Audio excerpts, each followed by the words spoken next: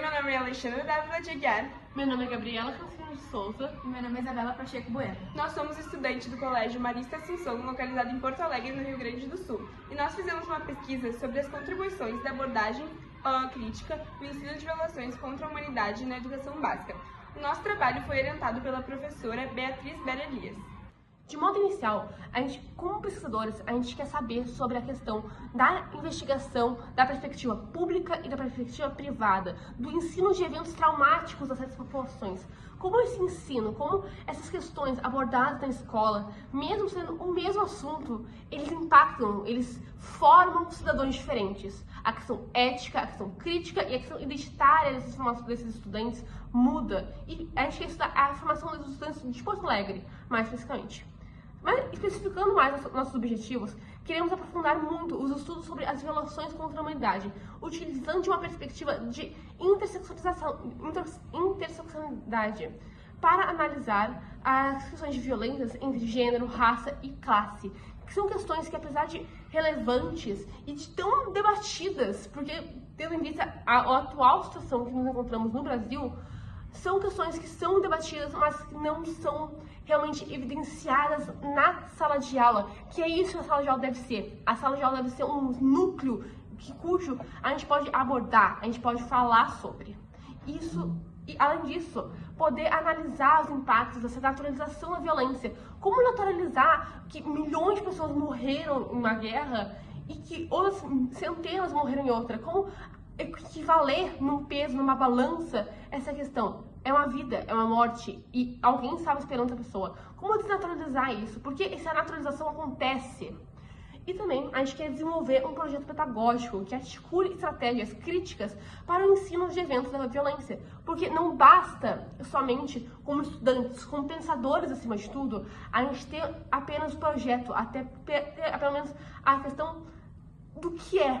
A gente tem que ter algo palpável, um projeto, algo para diferenciar, algo para a gente produzir. E, além do mais, esse projeto, ele se dá de justificativa perante o fato de que a construção do saber, a construção do ser humano, ela se vai de dilemas éticos, de dilemas da filosofia, dilemas sobre o que nós somos como humanidade, eles se formam a partir do quê?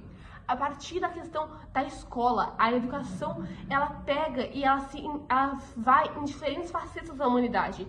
Ela vai até da particular, até a rede pública. Seja a questão da escola pública, a questão da faculdade particular, como é o peso da mesma moeda.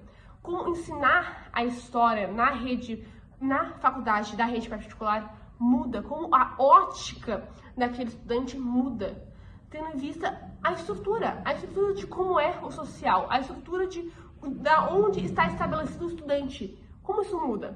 Através de pesquisas, através de entrevistas. Essa é a nossa justificativa. A gente tem que pesquisar isso através de quem realmente convive em salas de aula.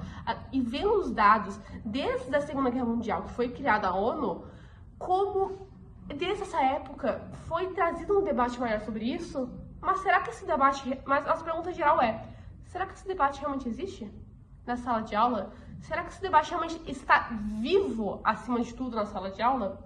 É isso que, acima de tudo, nossa pesquisa tenta justificar, tenta objetivar e tenta responder. Para responder a pergunta das nossas pesquisas, nós adotamos uma metodologia de caráter explicativo e dissertativo. Então, para isso, nós realizamos entrevistas com docentes da área de História, começando com Lucas Ribeiro, professor da Universidade PUC, no Rio Grande do Sul, Leonardo Vigolo, professor de Ensino Público, e a professora Sara Amaral, da Universidade Federal do Rio Grande do Sul. Além disso, nós também tivemos uma extensa referência bibliográfica, como, por exemplo, o conceito de interseccionalidade das violências por Patrícia Hill Collins. Através das 3 pesquisas já realizadas com professores do ensino de História, foi possível observar os impactos da diversidade dos públicos. Estudantes de ensino superior demonstram possuir um maior conhecimento prévio e maior interesse pelo estudo das violações, enquanto estudantes do ensino básico estão mais propensos a ter um entendimento raso e uma dificuldade de reconhecimento dessas situações. Os educadores também reconhecem que a intencionalidade com a qual os conteúdos são abordados pode influenciar mais do que os métodos didáticos. Outra perspectiva trazida foi a violência contra os direitos humanos como parte da realidade dos estudantes, principalmente da rede pública, onde a escola precisa debater violações a partir da ótica da naturalização prática desses eventos. Já os relatos referentes ao ensino privado narram a tendência da privação da liberdade dos docentes, em razão da fragilidade de temas a partir da problematização de familiares sobre as instituições.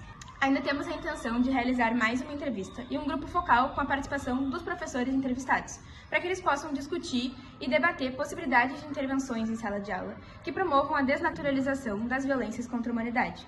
Sendo assim, agradecemos a oportunidade de apresentar o nosso trabalho. Muito obrigada!